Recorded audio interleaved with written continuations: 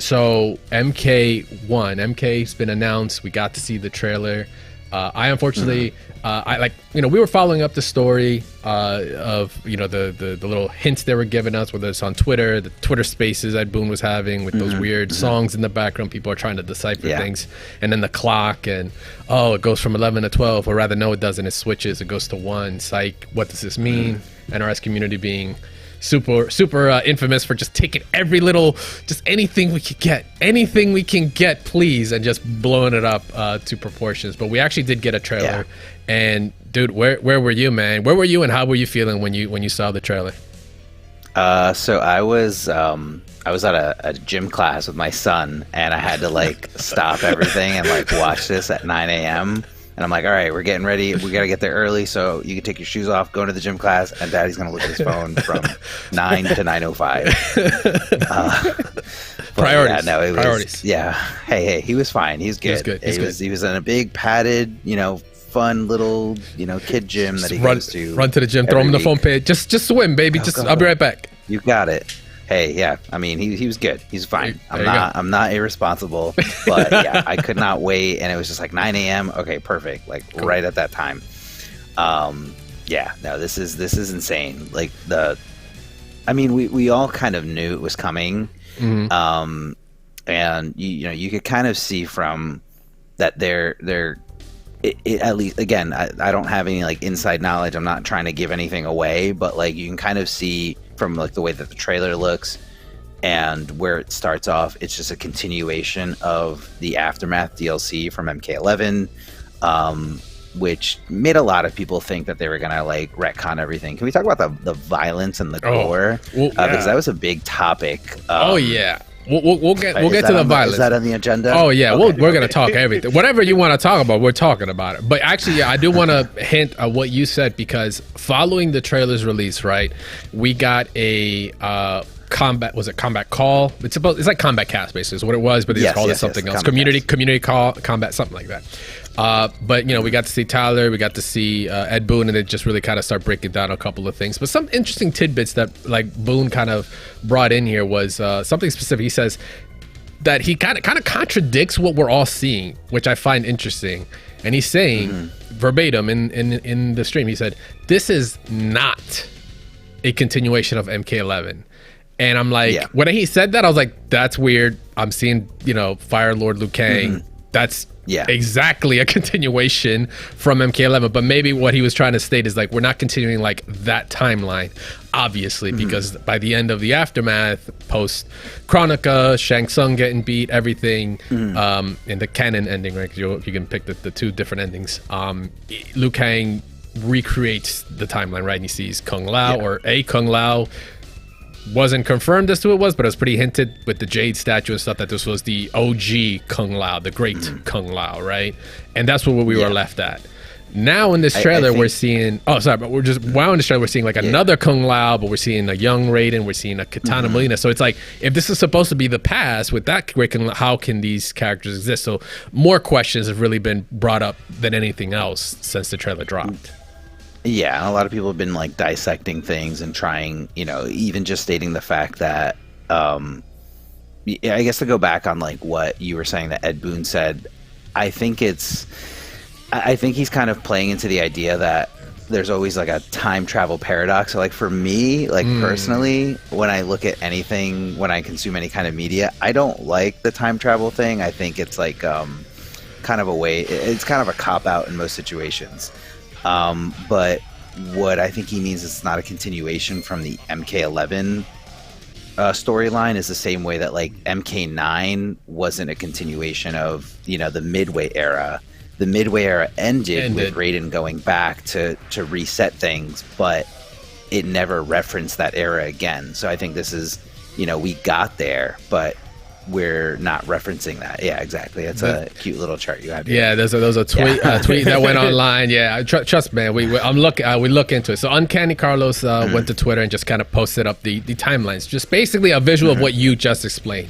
The OG Midway stuff from Mortal Kombat 1992, all the way to Mortal Kombat Armageddon.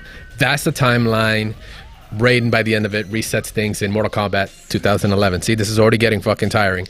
And that heads into Mortal Kombat 11. And then in this third timeline, they basically just, I just want to point it out that all they literally did was like, the graphic designer for this title must have been like, man, I gotta get this title done in like 24 hours. What am I gonna do? And he just like took the 11 and was just like, square it. And then also he went 11 and delete. Got it. Yeah, the logos kind of remind me of like when you're like looking for like the right Instagram filter and you're like, no, not that one. Yeah, no, not that one. Not this. Not no, that one. No. Oh, this one. Ah, that's the one. There we go. Hit blend and send. We're good. All right. My man made his paycheck. They made their paycheck. But yeah, so this is more than likely what he's stating is that now, that condensed piece of MK9, I'm going to refer 2011 as MK9. MKX and MK11 are their own universe now.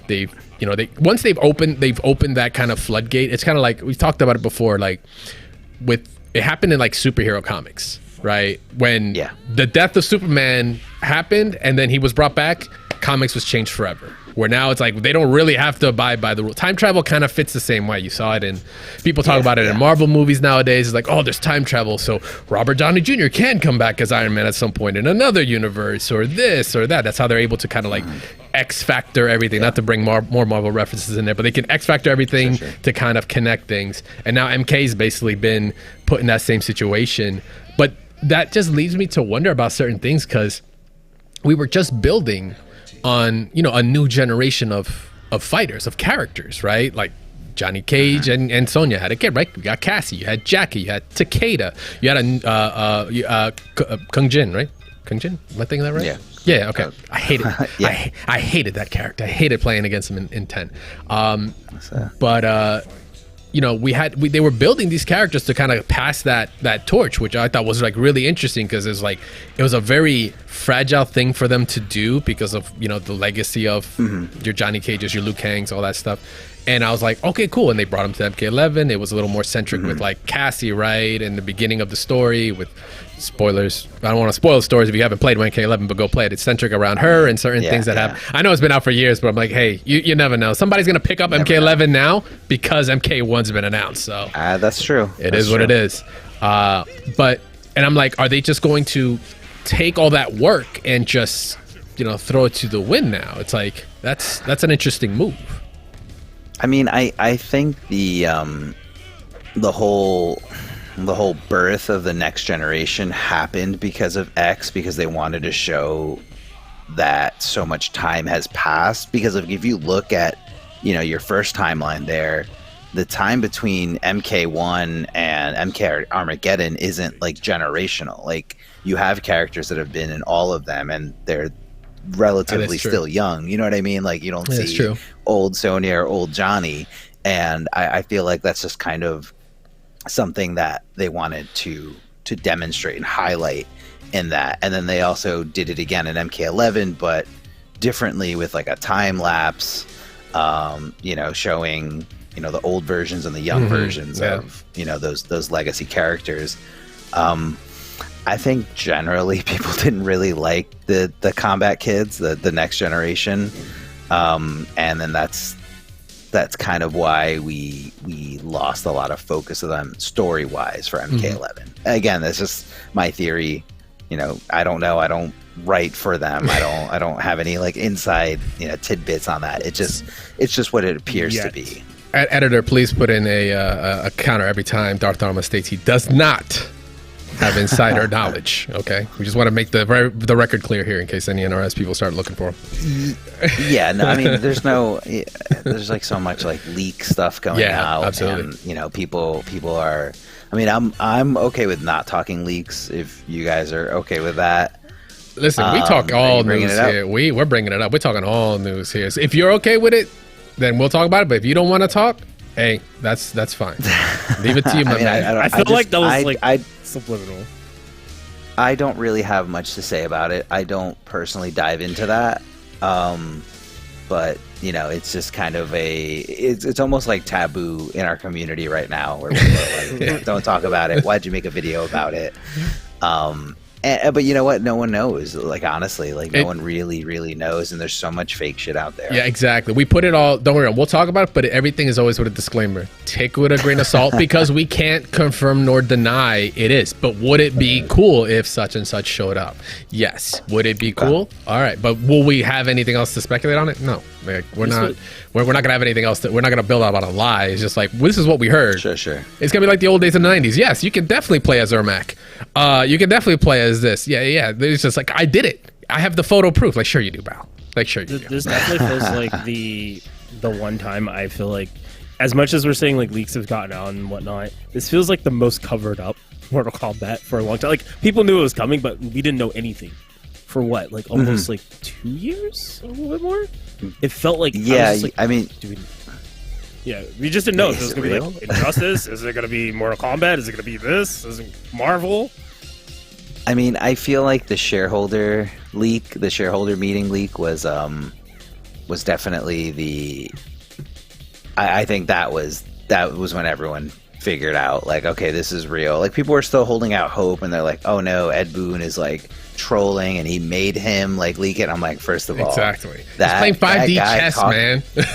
No, that guy talking is like, in terms of like, you know, the WB like hierarchy, that guy's like way above Ed. Like, it's not happening. They're like, Ed told him. Yeah, Ed told that guy up there and top of the challenge tower, the master one, what to do. He was right before the Kintaro and the endurance rounds. Right, that's where that guy was. That's it. And I'm like, I mean, I think that guy might have made a mistake. I mean, in terms of like, he shouldn't have let that out, or maybe he just knew it in passing. But it was pretty official. You know, when you have equity in a publicly traded company, talking about this is a very serious thing. No, I mean, it is a serious thing. I have an accounting background, so I take financial stuff very serious.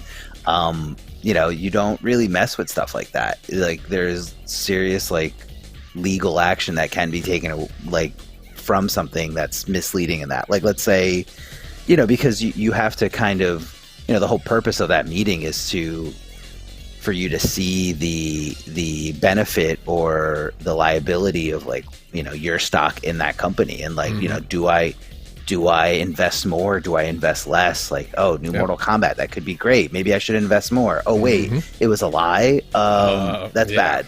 I'm out. Yeah, close my account. I'm out. I'm withdrawing all the money. That's putting it into crypto. That's great. You should have just said NFTs rather than safer. Or NFTs, yeah, exactly. It's called disclaimer that neither of those is great.